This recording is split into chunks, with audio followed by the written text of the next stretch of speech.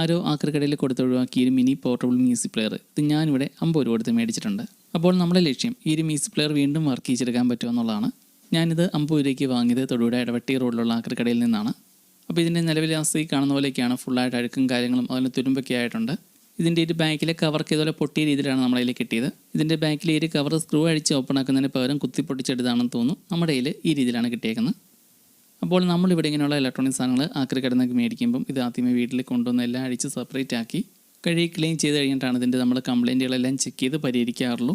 ഇത് നമ്മൾ അങ്ങനെ തന്നെയാണ് ചെയ്യുന്നത്. ഇതിൻ്റെ ബാറ്ററി ഒഴികെ ബാക്കിയുള്ളതെല്ലാം നമ്മൾ കഴുകി വൃത്തിയാക്കി എടുക്കുന്നുണ്ട്. അതുപോലെ ഇതിൻ്റെ സ്പീക്കർ ഗ്രില്ലിലൊക്കെ നല്ല രീതിയിൽ തുരുമ്പൊക്കെ ആയിട്ടുണ്ട്. അപ്പോൾ ഇതെല്ലാം ക്ലീൻ ചെയ്തെടുക്കാനുള്ളതാണ്. സ്പീക്കറിലൊക്കെ ഈ കാണുന്ന പോലെ ഫുള്ളായിട്ട് പൊടിയും കാര്യങ്ങളൊക്കെയാണ്. ഇതെല്ലാം കഴുകി വൃത്തിയാക്കി എടുക്കാനുള്ളതാണ് നമുക്കിനി. ഈ കാണുന്നതാണ് ഈ മ്യൂസിക് പ്ലെയറിൻ്റെ ബോർഡ്. അപ്പോൾ ഇതിനെ കണ്ടിട്ട് വലിയ പ്രശ്നങ്ങളൊന്നുമില്ല, ചെറിയ രീതിയിൽ തുരുമ്പൊക്കെ ആയിട്ടുള്ളൂ. അപ്പോൾ ഞാനിവിടെ ഇങ്ങനെയുള്ള ബോർഡുകളൊക്കെ ഒന്ന് റഫായിട്ട് ആദ്യമേ ക്ലീൻ ചെയ്തെടുക്കുന്നത് WD-40 ഉപയോഗിച്ചാണ്.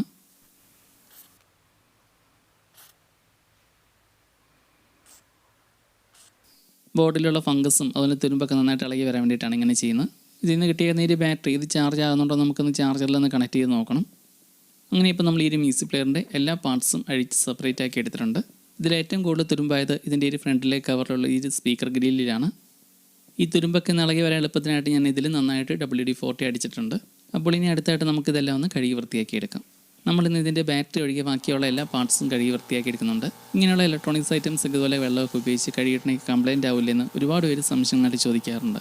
അപ്പോൾ നമ്മളിവിടെ ഇങ്ങനെയുള്ള റീസ്റ്റോറേഷൻ വീഡിയോസൊക്കെ ചെയ്യുന്ന സമയത്ത് എല്ലാ ബോർഡുകളും ഇതുപോലെ വെള്ളവും ഷാമ്പൂ ഒക്കെ ഉപയോഗിച്ച് കഴുകിയെടുക്കാറുണ്ട്. അപ്പോൾ ഇങ്ങനെയുള്ള ബോർഡുകൾ കഴുകുന്നതുകൊണ്ട് വേറെ പ്രശ്നങ്ങളൊന്നുമില്ല. കുറച്ച് കാര്യങ്ങൾ ശ്രദ്ധിക്കണം. ഒന്നാമത്തെ കാര്യം, ഇതുള്ള ബോർഡുകളൊക്കെ നമ്മൾ വെള്ളമൊക്കെ ഉപയോഗിച്ച് കഴുകിയിട്ടുണ്ടെങ്കിൽ ഈ ഒരു ബോർഡ് നന്നായിട്ട് ഡ്രൈ ആക്കി എടുത്തു കഴിഞ്ഞിട്ട് മാത്രമാണ് ഈ ഒരു ബോർഡിലേക്ക് പവർ സപ്ലൈ കൊടുത്ത് ഓണാക്കി നോക്കാവുള്ളൂ. പിന്നെ ഇങ്ങനെയുള്ള ബോർഡുകൾ കഴുകാനായിട്ട് കുഴൽക്കിണർ വെള്ളം ഉപയോഗിക്കരുത്. അതിൽ അയൺ കണ്ടൻറ്റ് കൂടുതലായതുകൊണ്ട് തുരുമ്പെടുക്കാൻ ചാൻസ് ഉണ്ട് പിന്നീട്. അതുപോലെ കടൽ തീരം അടുത്തുള്ള പ്രദേശങ്ങളൊക്കെ ആണെങ്കിൽ അവിടെയുള്ള വെള്ളവും ഉപയോഗിക്കാതിരിക്കുന്നതാണ് നല്ലത്. പിന്നെ നമ്മൾ ഇങ്ങനെയൊക്കെയുള്ള ഐറ്റംസ് കൂടുതലും ആക്രിക്കടയിൽ നിന്നൊക്കെ മേടിക്കുന്ന എല്ലാം തന്നെ മഴയൊക്കെ നനഞ്ഞ് കിടക്കുന്നതാണ്. അപ്പോൾ അങ്ങനെയൊക്കെയുള്ള ഐറ്റംസ് നമ്മളൊന്ന് കഴുകുന്നോടത്തോളം പ്രത്യേകിച്ച് വലിയ കംപ്ലയിൻ്റ് ഒന്നും വരാനും പോകുന്നില്ല. എന്തായാലും ഞാനിവിടെ ഇതുപോലുള്ള സാധനങ്ങളൊക്കെ ആക്രിക്കടയിൽ നിന്ന് മേടിക്കുന്നത് എല്ലാം ആദ്യമേ കഴുകി വൃത്തിയാക്കി ട്രൈ ആക്കി എടുത്തു കഴിഞ്ഞിട്ട് മാത്രമാണ് ഇതിൻ്റെ കംപ്ലയിൻറ്റുകളെല്ലാം ചെക്ക് ചെയ്ത് പരിഹരിക്കാറുള്ളൂ.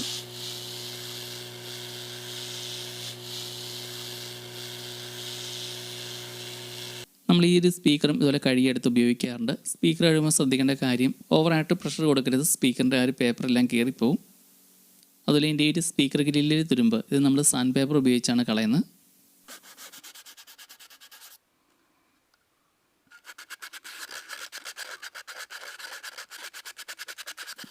അങ്ങനെ ഇപ്പോൾ നമ്മൾ ഇതിൻ്റെ ബാറ്ററി ഒഴികെ ബാക്കിയുള്ള എല്ലാം കഴുകി വൃത്തിയാക്കി എടുത്തിട്ടുണ്ട്. ഇനി ഇതെല്ലാം നന്നായിട്ട് ഡ്രൈ ആക്കി എടുക്കണം.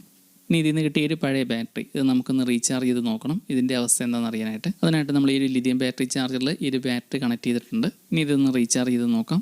അങ്ങനെ ഇവിടെ നമ്മൾ കഴുകിയെടുത്ത എല്ലാ ഐറ്റംസും നന്നായിട്ട് ഡ്രൈ ആക്കി എടുത്തിട്ടുണ്ട്. ഇനി നമുക്കിത് ഓരോന്നായിട്ട് ചെക്ക് ചെയ്ത് നോക്കാം. അതുപോലെ നമ്മുടെ വീഡിയോ കാണുന്ന ആർക്കെങ്കിലും ഇതുപോലുള്ള ചെറിയ വെറൈറ്റി ഐറ്റംസ് എന്തെങ്കിലുമൊക്കെ റീസ്റ്റോർ ചെയ്തെടുക്കാൻ താല്പര്യമുണ്ടെങ്കിൽ നമ്മുടെ ഈ ഒരു നമ്പറിലേക്ക് മെസ്സേജ് അയച്ചാൽ മതി. അപ്പോൾ അടുത്തായിട്ട് നമ്മൾ ഈ ഒരു ബോർഡിന് എന്തെങ്കിലും കംപ്ലയിൻ്റ് ഉണ്ടോ എന്ന് അറിയാനായിട്ട് നമ്മൾ ഈ ഒരു ബോർഡിലേക്ക് നല്ലൊരു ബാറ്ററി ഒരെണ്ണം കണക്ട് ചെയ്ത് ഓൺ ചെയ്ത് നോക്കിയപ്പോൾ ഇത് വർക്ക് ചെയ്യുന്നുണ്ട്. ബോർഡിലെ ഡിസ്പ്ലേ ഒക്കെ വർക്ക് ചെയ്യുന്നുണ്ട്. ഇനി ഇതിലേക്ക് നമുക്കൊരു സ്പീക്കർ കൂടി ഒന്ന് കണക്ട് ചെയ്ത് ചെക്ക് ചെയ്ത് നോക്കാം. അങ്ങനെ ഇപ്പോൾ ഞാൻ ഈ ഒരു ബോർഡിലേക്ക് ബാറ്ററിയും സ്പീക്കറും കണക്ട് ചെയ്തിട്ടുണ്ട്. ഇനി നമുക്കൊന്ന് ഓൺ ചെയ്ത് നോക്കാം.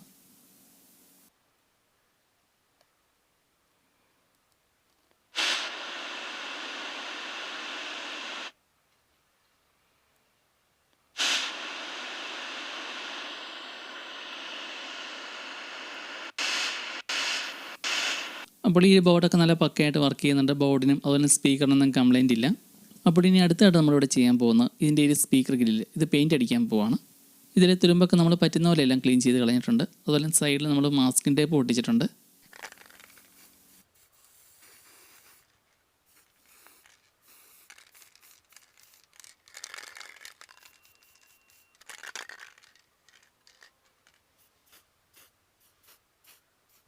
അങ്ങനെ ഇപ്പോൾ നമ്മൾ ഈ ഒരു സ്പീക്കർ ഗ്രില്ലും പെയിൻറ്റ് അടിച്ചെടുത്തിട്ടുണ്ട്. ഇനി ഒരു പെയിൻറ്റ് നന്നായിട്ട് ഉണങ്ങി കഴിഞ്ഞ് നമ്മൾ ഇതിൻ്റെ ഒരു സൈഡിലൊട്ടിച്ച് മാസ്കിൻ ടേപ്പും പൊളിച്ചെടുത്തിട്ടുണ്ട്. മാസ്കിൻ ടേപ്പ് ഒട്ടിച്ച് സൈഡിലൊന്നും പെയിൻറ്റ് ആവാതിരിക്കാൻ വേണ്ടിയിട്ടാണ്. അപ്പോൾ ഇനി അടുത്തായിട്ട് നമുക്ക് ഓരോന്നായിട്ട് ഫിറ്റ് ചെയ്ത് തുടങ്ങാം. അഴിച്ചെടുത്തതെല്ലാം ഇതിൻ്റെ ഒരു ബാക്കിലെ ഒരു കവറിൽ എയറിൽ കണക്ട് ചെയ്തിട്ടുണ്ട്. എയറിന് വേറെ ഡാമേജ് ഒന്നും വന്നിട്ടില്ലായിരുന്നു. അടുത്തായിട്ട് നമ്മൾ ഇതിൻ്റെ ഒരു ഫ്രണ്ട് പാനലിലേക്ക് സ്പീക്കറും അതുപോലെ ബോർഡും വെച്ച് ഉറപ്പിക്കുകയാണ്. അതുപോലെ ഇതിൻ്റെ ഒരു സ്പീക്കറിനും അതുപോലെ ബോർഡിന് വേറെ കംപ്ലയിൻറ്റും ഇല്ലായിരുന്നു, പക്കയായിട്ട് വർക്ക് ചെയ്യുന്നുണ്ടായിരുന്നു. അങ്ങനെ ഞാനിവിടെ ഇതിൻ്റെ ഒരു ബോർഡും സ്പീക്കറും തമ്മിൽ കണക്ട് ചെയ്തിട്ടുണ്ട്. അതുപോലെ ഒരു മ്യൂസിക് പ്ലെയറിൻ്റെ ഓൺ ഓഫും അതുപോലെ ഓളിംഗ് കൺട്രോളറും മുകളിലുള്ള ഒരു കൺട്രോളറിലാണ് വരുന്നത്. ഇതിൻ്റെ ഒരു നോബ് നമ്മൾ റീഫിറ്റ് ചെയ്തിട്ടുണ്ട്. പിന്നെ ഈ ഒരു മ്യൂസിക് പ്ലെയറിൽ നിന്ന് കിട്ടിയ പഴയ ബാറ്ററി നമ്മൾ ചാർജ് ചെയ്യാനായിട്ടുണ്ടായിരുന്നു. അങ്ങനെ ഈ ഒരു ബാറ്ററി നമ്മൾ 2-3 മണിക്കൂർ ചാർജ് ചെയ്തിട്ടും ഈ ഒരു ബാറ്ററി ചാർജായി വരുന്നില്ല. 2 വോൾട്ട് വരെയൊക്കെയാണ് കിട്ടുന്നുള്ളൂ മാക്സിമം. ഇതിൽ ഉപയോഗിച്ചിരുന്നത് 3.7 വോൾട്ടിൻ്റെ ലിഥിയം ബാറ്ററി ആയിരുന്നു. ഈ ഒരു ബാറ്ററി ഇപ്പോൾ നിലവിൽ ഡാമേജ് ആയതാണ്. ഈ ഒരു പഴയ ബാറ്ററിയിലുള്ള ഈ ഒരു BMS ബോർഡ് നമ്മളിപ്പോൾ കട്ട് ചെയ്തെടുക്കുകയാണ്. അപ്പോൾ ഈ ഒരു BMS ബോർഡ് നമ്മൾ പുതിയതായിട്ട് ഇതിലേക്ക് റീപ്ലേസ് ചെയ്യുന്ന ആ ഒരു ബാറ്ററിയിലേക്ക് കണക്ട് ചെയ്യണം. ഈ ഒരു BMS ബോർഡിനും കംപ്ലൈൻ്റ് ഉണ്ടോ നമുക്ക് വേറെ നല്ല ബാറ്ററിയിൽ കണക്ട് ചെയ്തെങ്കിലാണ് അറിയാൻ പറ്റുള്ളൂ. അങ്ങനെ ഇപ്പോൾ നമ്മൾ ഈ ഒരു പഴയ കംപ്ലൈൻ്റ് ആയ ഒരു ബാറ്ററി എന്നുള്ള BMS നമ്മൾ കട്ട് ചെയ്തെടുത്തിട്ടുണ്ട്. ഇനി ഇതിൽ അടുത്തായിട്ട് ഉപയോഗിക്കാൻ പോകുന്നത് ഈ കാണുന്ന ഒരു ലിഥിയം ബാറ്ററിയാണ്. ഈ ബാറ്ററിക്ക് കംപ്ലൈൻ്റ് ഒന്നുമില്ല, നല്ലപോലെ ചാർജും ഉണ്ട്. അപ്പോൾ ഈ ഒരു ബാറ്ററിയിലേക്ക് നമുക്ക് പഴയ ബാറ്ററിയിൽ നിന്ന് എടുത്ത് BMS കണക്ട് ചെയ്യണം.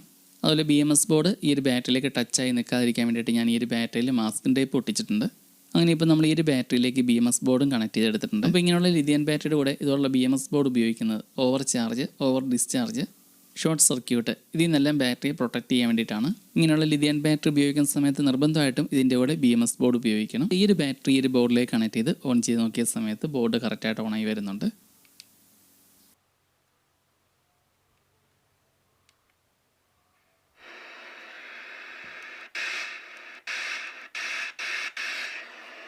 ഇനി അടുത്തായിട്ട് ഫൈനലായിട്ട് നമുക്ക് ഈ ഒരു ബോർഡിൽ നിന്ന് വിട്ടുപോയ എയറിൻ്റെ ആ ഒരു വയറോട് കണക്ട് ചെയ്യാനുണ്ട്. അപ്പോൾ ഈ ഒരു മ്യൂസിക് പ്ലെയറിന് ഉണ്ടായിരുന്ന കംപ്ലൈൻറ്റ് ഇതിൻ്റെ ആ ഒരു പഴയ ബാറ്ററി മാത്രമായിരുന്നു ഡാമേജ് ആയിട്ടുണ്ടായിരുന്നുള്ളൂ. വേറെ ഒന്നും തന്നെ നമുക്കിതിലേക്ക് റീപ്ലേസ് ചെയ്യേണ്ടോ അല്ലെങ്കിൽ റിപ്പയർ ചെയ്യേണ്ടോ വന്നിട്ടില്ല.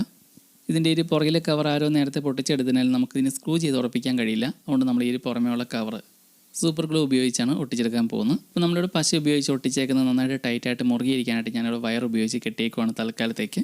അങ്ങനെ ഇപ്പോൾ ഈ ഒരു മ്യൂസിക് പ്ലെയറിൻ്റെ എല്ലാ പരിപാടിയും കംപ്ലീറ്റ് ആയിട്ടുണ്ട്. ഇപ്പോൾ നമ്മളിത് ചാർജ് ചെയ്യാനായിട്ടേക്കുവാണ്. ഇതിലുള്ള ചാർജിങ് സോക്കറ്റിലേക്ക് മൊബൈൽ ചാർജർ കണക്ട് ചെയ്താണ് റീചാർജ് ചെയ്യുന്നത്. ബാറ്ററി ഇപ്പോൾ ചാർജ് ആയിക്കൊണ്ടിരിക്കുകയാണ്. ഇനിയിപ്പോൾ ഇതൊന്ന് വർക്ക് ചെയ്യിച്ചുകൂടി ഒന്ന് കാണിക്കാം.